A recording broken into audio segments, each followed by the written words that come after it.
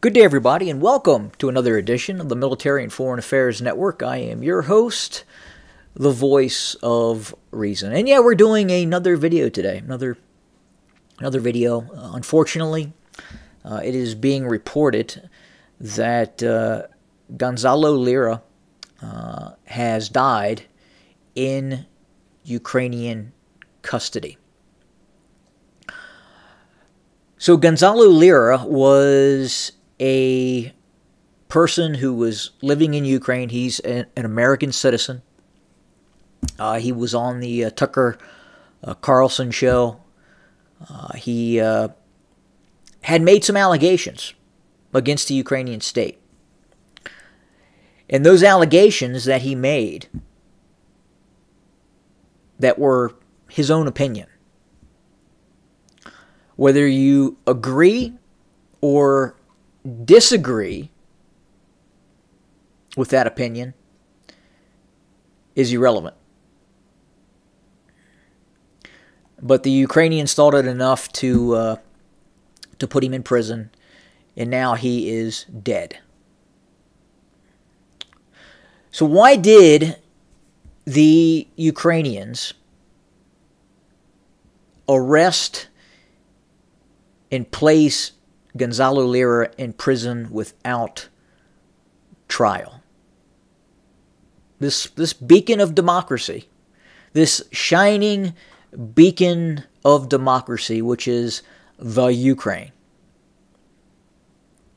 Why did they feel that he was such a threat, that he needed to be imprisoned without trial, without charge? Well, here I'll read to you what the Ukrainian stance is. And this was a new criminal code. It's Article 436-2 of the Criminal Code of Ukraine. Now, this is a very subjective criminal code. Incredibly subjective. But this is where we're heading in the United States. Subjective reality. Eliminate objective reality and focus on the unitary one-party state, the Democrat Party. Subjective reality. Men can become women. Women can become men. Debauchery is okay. All right, so here it is. Article 436-2.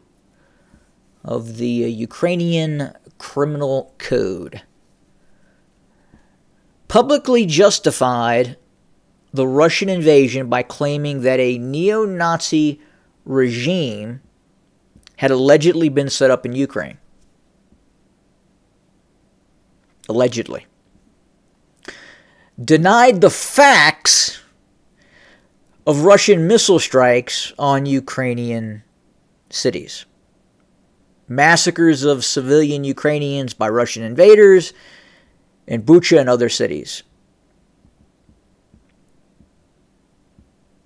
And in spring 2022, Lira personally filmed the Ukrainian military, tried to expose their faces, and insulted the soldiers. He published the video on YouTube, Telegram, and then Twitter. So that's what got him imprisoned. And ultimately killed. But these laws are very subjective. What's good for one side isn't necessarily good for the other side. You can only have one opinion.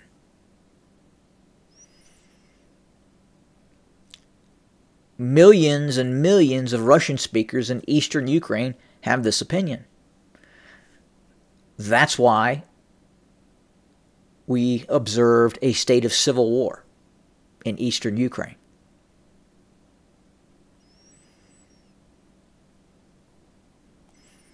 So did that justify him having an opinion, Mr. Lira having an opinion about this conflict Does that justify throwing him in prison and then killing him?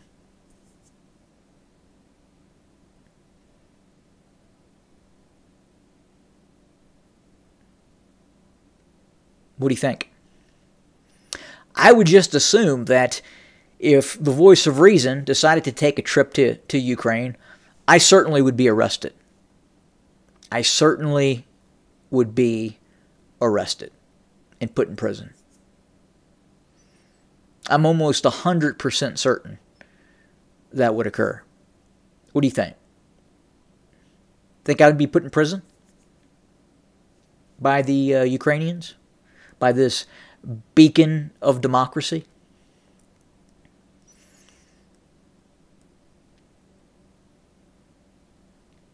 Has any U.S. citizens been arrested by the Russians and killed in prison?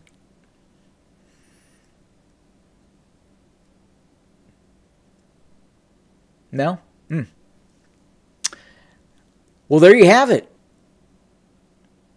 The shining beacon of democracy, $100 billion in U.S. aid. And they kill an American for